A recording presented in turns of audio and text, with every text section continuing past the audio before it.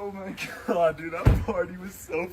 Oh, I almost just kicked that rock. I'm not gonna fall.